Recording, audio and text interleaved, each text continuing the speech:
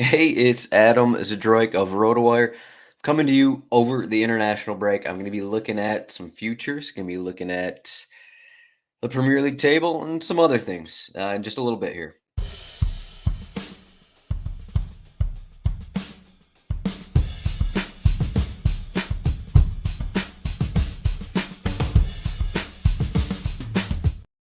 What's up, everyone? Happy international break. It's always good to get a week to step back and assess after all of the Champions League, League, Europa Conference League, and regular league play going on. It really kind of builds up a little bit. We're not 2 months into the season, but the international breaks are always welcome for me, and maybe for some people, maybe not for some people. People always want games to watch, but I'm gonna be going over some futures that I like, and be going over a couple things that I've been looking at, and maybe some stuff also at RotoWire. But if you have anything else that you want content wise from RotoWire over international breaks, something like that, if you want maybe some tips, whatever, something I can go over, let me know. Message me on Discord, message me on Twitter, something like that, and I'll see what we can do in terms of the content. But I'm trying to get as much stuff out there for the people. Rotowire.com/soccer trial. It's a 48-hour trial. Again, there's not a ton going on right now to try out that trial. You're not going to get, all the cheat sheets, but we do have the FPL cheat sheet up, as you can see on the screen here. Fantrix rankings are up. The FPL rankings are up. But also the cheat sheet is also up for FPL. So while we're still, a little less than 2 weeks away, the cheat sheet is still available. I don't believe we have goal scoring odds. We do not have goal scoring odds, but we do have free kick tracker. We got player stats, team conceded stats are in here. I also put in a request to add regular team stats per match. So instead of team conceded, this is a request from one of our subscribers. So we're going to try and get that in there. Hopefully, it doesn't bog things down a little bit, but at a minimum, we have implied goal totals. We have the odds report up for FPL game week 9 for all these teams. As you can see here, Liverpool, Manchester City at the top, unsurprisingly, both with about 2.3 implied goal totals. But this is more of a future outlook as we get into it. As always, at RotoWire, we have all the player news, any injury that happens over the international break, we'll get it. Miedema, Lamptey not playing, Nicholas Jackson undergoes wrist surgery, some stuff like that. We have it covered, but I'll pull up the table here. I'll be looking at some futures. Man, this screen is really buggy here, but we got Tottenham at the top of the table here, and we do have some Tottenham fans as subscribers. Uh, they're always in the chat talking, but Tottenham, Arsenal, Manchester City. So I was looking at the odds, and a couple of things stood out to me. Maybe not for the top four. Well, I guess I do have a top four recommendation, but I mean, we're looking at the table here. We got the top four: Tottenham, Arsenal, Manchester City, Liverpool, and then there's a bit of a drop off. So Aston Villa and Brighton. I don't know if I want to say surprisingly are next, just because we've seen them in European play kind of struggle in terms of depth a little bit here. So I do think it's another level. You got Aston Villa, Brighton, West Ham, Newcastle. Kind of funny how that works out, where you have all these kind of maybe West Ham were in European competition last season, but you have the top four teams, and then the next four are kind of newer European teams that take place, and then we have Crystal Palace in ninth place, Manchester United, who man, I mean. What are they in 12 points? I mean, really, the Manchester United probably should be on 9 points, given just what happened in that Brentford game just before the break. But Manchester United, Chelsea, and then so there's a bit of a drop off here. You got the top four, and then maybe these other four teams, if you want to include Manchester United in there, if you want to include Chelsea in there, and then you got another level of Crystal Palace, and then basically everyone else. Like previously, I mean, a couple seasons ago, you could put Wolverhampton up there. Last season, I think you could put Brentford up there, but Brentford without Ivan Toney with some injury issues. They're struggling a little bit. And then it's kind of a jumble. This last 10 teams, the bottom 10, I think is all pretty much on the same level here. So I got a couple bets looking at that.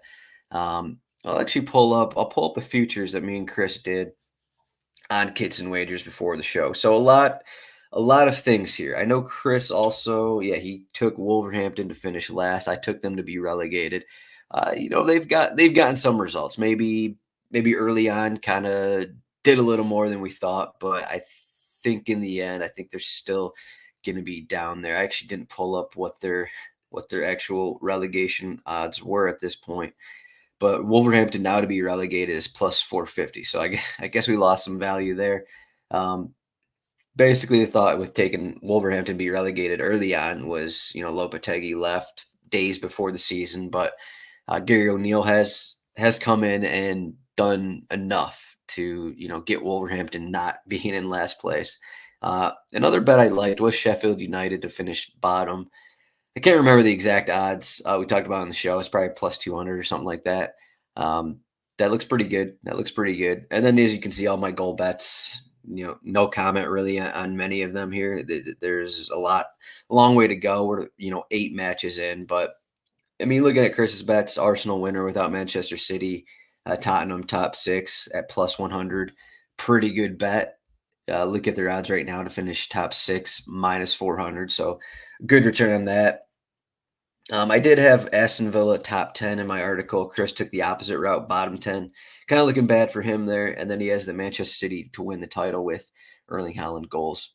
So I'll pull up I wrote down a bunch of value things I thought for just in terms of what I'm looking at in the Premier League. And there's some weird things here. There's some weird things, some long shots. This isn't going to be like, okay, I think that Tottenham are going to whatever, or this isn't going to be like Manchester City, okay, minus whatever they are to win it, kind of a thing. This is just a bunch of values. This is a bunch of values, as you can see here. So Tottenham top 4. I'll pull up the table again. Tottenham are right here.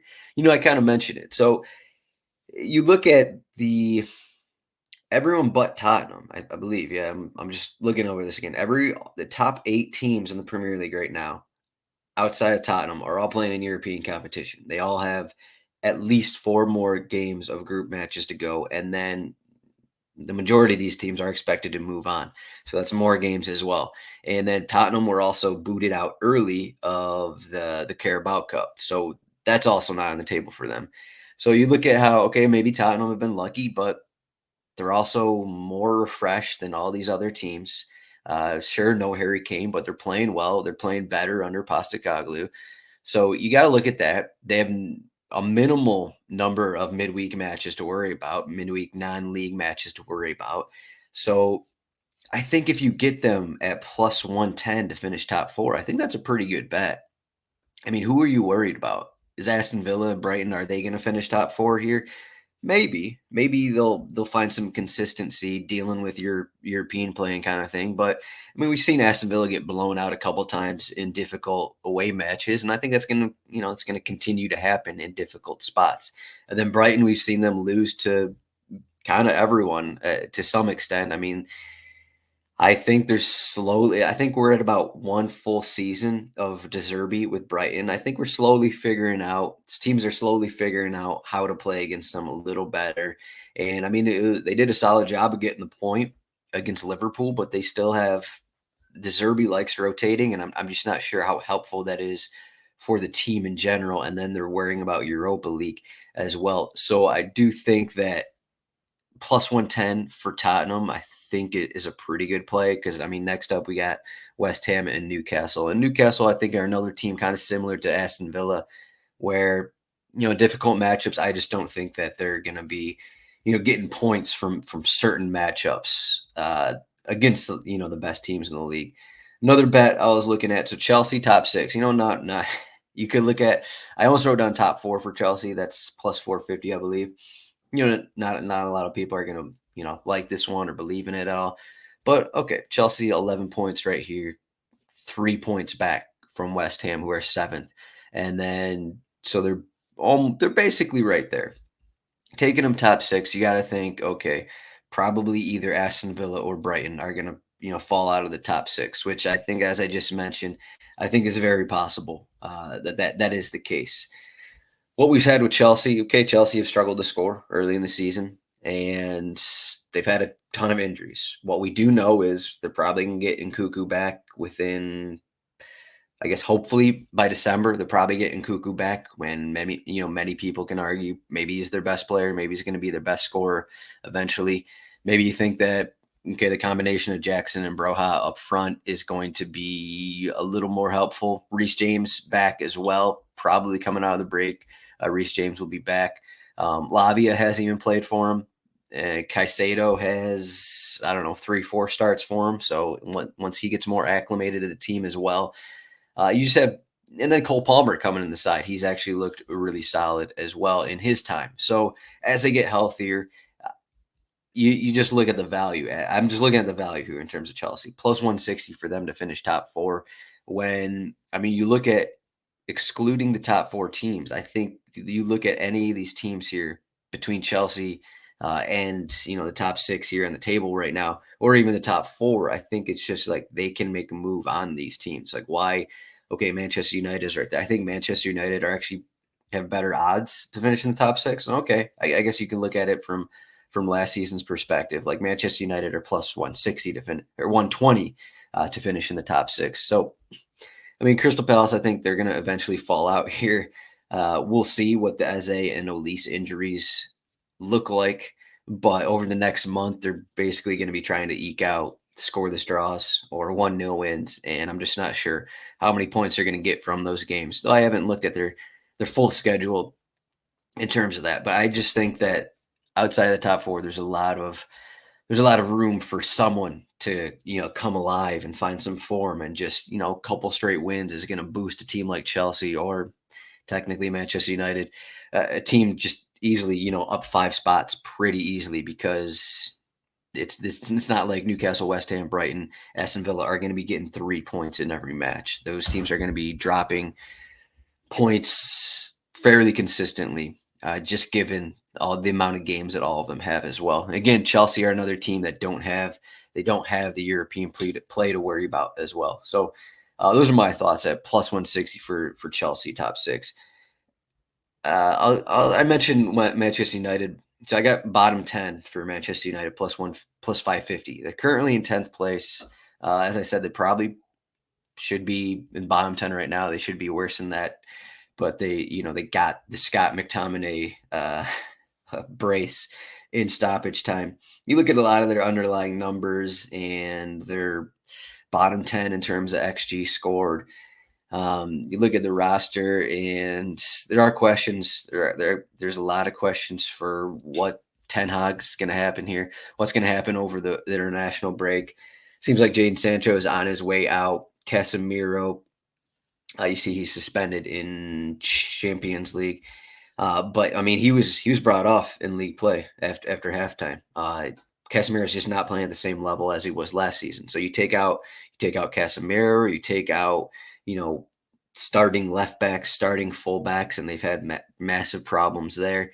And then they're kind of relying on just these forwards to get going. I guess maybe eventually, Rashford, Højlund can get going. Bruno's had a fine season. Eriksen just isn't at his top level, or at where he's at in his career. He's just not there. Maybe, maybe the inclusion of Mason Mount, maybe that's going to turn some things around. Maybe Amrabat as a defensive midfielder, maybe that's going to turn things around as well. But overall, I mean, you just look at kind of just Ten Hag and how this team has looked early in the season. It just hasn't looked great. So I feel like plus 550 to finish bottom half. I mean, would it be surprising if there's maybe a couple more injuries and there's just more turmoil, another loss stacks up and there's more frustration, kind of a thing? Onana has looked worse than David De Gea.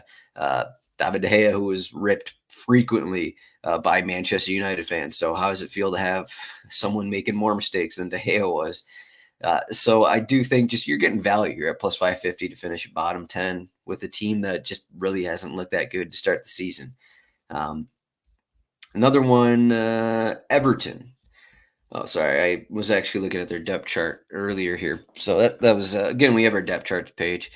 Uh, you can find that pretty easily off the EPL tab there. But Everton is another crazy one. Let me check the odds here. Everton top 10 at plus 1600. Let me dive into this a little bit. Okay, they're 16th in the table. Haven't really looked very good to an extent. They actually have a pretty high XG. I know a lot. You can't everything can't be put in XG. I said this when I bet on their match against Bournemouth before the break. Um, but I mean, it does have to be taken into account. They have the fifth best XG in the league. They have a higher XG than Manchester City, than Arsenal. I think that has to go into something. And as I already mentioned in the top 10, some of these teams can fall out. Crystal Palace will probably fall out. Manchester United, maybe they'll fall out. Maybe, maybe one of these Villa, Brighton, West Ham, Newcastle, maybe one of the, maybe, I'm probably not going to say Newcastle, probably least likely to fall out here. But we've seen the inconsistencies of Brighton.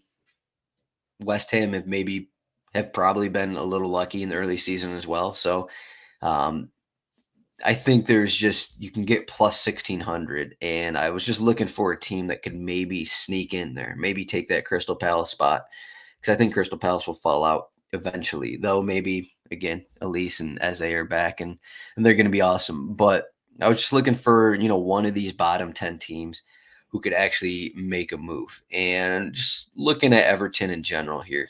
The reason I'm picking Everton, and a lot of people are hating them, and probably I think they're more likely to be relegated. Let me look at those odds here. To be relegated, Everton are plus 300, so plus 1600 for them to finish top 10. So I'll make my case here. So we look at Everton, and maybe Calvert-Lewin is back to what he was. He's gotten a couple starts. He busted his face. What was that? I think it was at the Brighton game. He busted his face, or no, sorry, it was early in the season. It was against the Aston Villa. It was Aston Villa loss. He was healthy again. He started, and then he busted his face on Emiliano Martinez. And then he's kind of getting back. He started back-to-back matches. He has a couple goals this season. It wasn't long ago.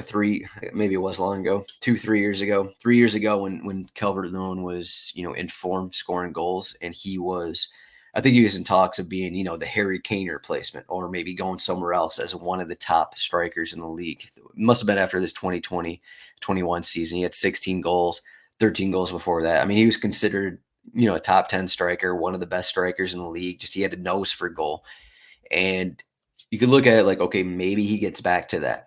And then they also have Beto in there. They have Danjuma in there. I know they lost Iwobi, but I think they kind of replaced Iwobi with a number of guys. Okay, Garner's getting more minutes. He can play on the outside. He likes playing centrally a little more.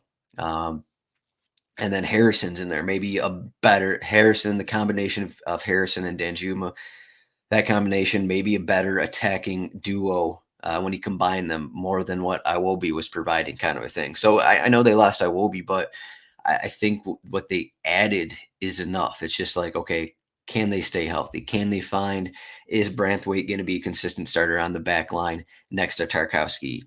Is Seamus Coleman going to play any kind of role for them this season? Will Nathan Patterson get a roll back, get a roll back for them at some point this season? Either way, now it doesn't look great when it's like, okay, we signed Ashley Young to be a backup, but now he's an every match starter because he is the best fullback that they have, kind of a thing. But I just like the odds. You can look at their upside here. I think they just have more upside than pretty much any other team in the bottom 10.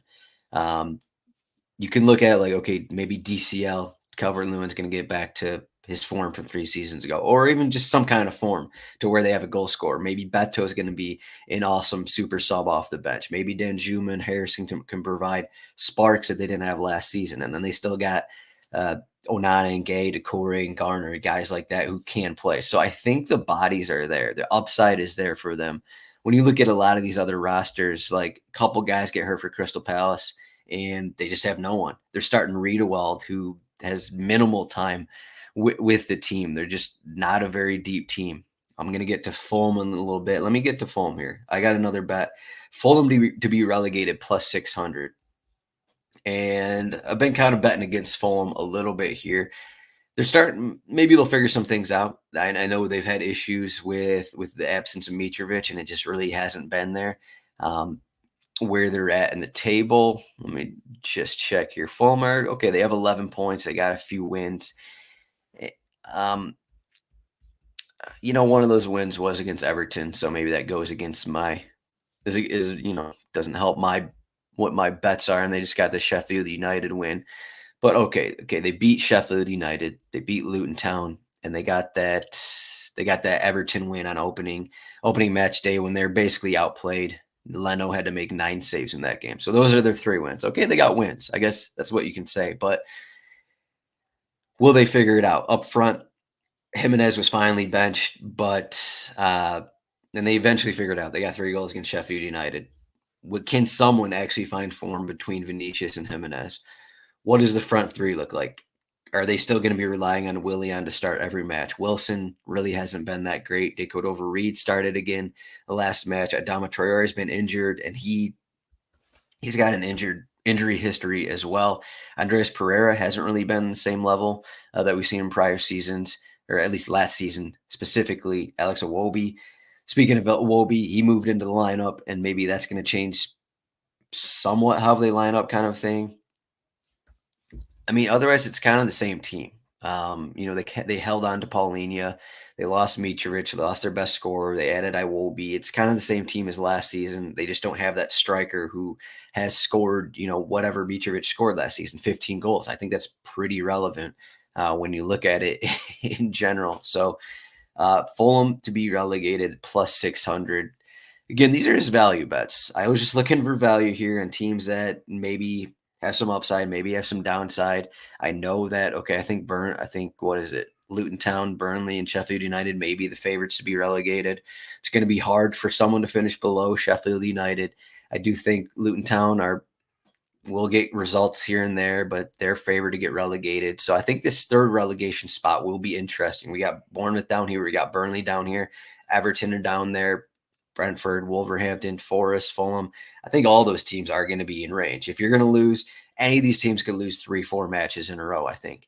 And, well, maybe I'll exclude Brentford from this conversation because Thomas Frank got a soft spot for him just because of what he's done in the past. But all these teams are in range for, 3-4 losses in a row. And if you can find value in a team like Fulham, maybe they're going to lose a few in a row. No, it doesn't help with them on 11 points right now, but and then I was looking at player bets, and this is just like, okay, maybe Haaland has to miss some time. Maybe he picks up an injury. He's playing a bunch. Or I don't know. Haaland just doesn't score as many as last season. So I got Alexander Isak at plus 2,500 for most goals in the Premier League. This is a massive long shot here. And I get it. Again, as I got to keep mentioning, these are all value bets here. These are all massive value. This isn't like, okay, I think he's actually going to do this. But I was looking at the goals earlier. Haaland's on 8. Isak is on 6. And I think if you took Callum Wilson out of the starting 11 for a couple matches, Isak would probably be on 8 goals or something like that. The hope here is, okay, Callum Wilson has a hamstring injury, and he's not going to be 100% for the season, kind of thing. That means more starts for Isak. I know he has a calf issue of his own, but let's just assume, Isak is healthy and he's going to play the rest of the season healthy, be able to start in all these matches. So Newcastle, we've already seen him score 8 goals. They have these big matches at home against weaker competition where they rack up 4 or 5 plus goals. So I think that's a spot where Isak can get braces. He just had a brace at West Ham. That's a spot where he can get hat tricks, kind of a thing. Son is also in there. I think he's plus 1,200, but I just like the plus 2,500 odds. Haaland's at 8 right now. Okay, he's had a few big games, but okay, maybe you throw in an injury there and something else. I think behind Haaland, it's really a toss up of who the next leading scorer is, and that's kind of why I like the odds on Isak. As long as he stays healthy, I think that he's in a great situation. He just cannot. If he doesn't lose time to Callum Wilson in league play, I think he's in a great spot to be the second highest goal scorer in the league this season. Son's in there. He's been playing as like a false 9 for Tottenham lately. He's probably next up in terms of odds with Salah. Salah's on 5. Look at Salah's numbers here. He's taken 3 PKs. He has 5 goals. Uh, More of his goal involvements this season have been from assisting. So I would not bet on Salah to have most goals.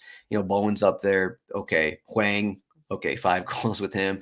Bomo, that's a lot of those were earlier in the season. Watkins is maybe someone to consider, but that's kind of it. I mean, really, that's kind of it. So if I think that Isak has a good chance, or at least a chance to finish top 2 or number 2, right behind Holland in terms of goals scored, maybe Holland gets that injury, and you're sitting here with Isak, most goals scored in the league at plus 2,500. All right, I went through all my future bets here. This is 25 minutes. I thought this was going to be quicker, but I kind of dove into those bets a little bit. But again, here are the Fantrax rankings. We got FPL rankings. We got a bunch of stuff here. If you want to see anything else, I might, have another video over the break, just going over just another recap of RotoWire content, kind of a thing. I think that's always helpful to show people kind of what we offer at RotoWire, because there's a lot of stuff that not even I know that we have. There's just a lot of stuff sitting in this tab that, I'll be scrolling through at some point and be like, oh, I didn't even know this existed, kind of thing. And it turns out being helpful. So I think I might do another one of those content things. There's a few MLS matches. I might have a betting video on MLS. I think that there's 4 MLS matches on Saturday. I maybe just will throw a bet on all of them, just for fun, just for the sake of having some content on Friday, betting content ahead of the weekend. Salah should have 5 assists according to Ian. Yeah, probably, but I guess I got to replay that one, huh? So technically, he needs to replay that match for him to have 5 assists, something like that. But thank you everyone for watching this. RotoWire.com/soccer trial. Again, if you want anything else up at RotoWire, want some kind of other content, whatever, message me on Twitter at Zdroik, or once you're subscribed, or RotoWire.com/chat to get into our Discord. Thanks for watching this. Hope everyone is enjoying the international break. I know I am. Thanks, Chris, for watching this live. Always watching our videos live. So shouts to Chris Robinson there. Hopefully these bets hit. At the end of the day, maybe Isak bets hit. Maybe 2 of these bets hit, and then you're up positive money. So something like that. Thank you, everyone, for watching. See everyone in the next few days. Maybe next week, end of the week. We'll see what happens.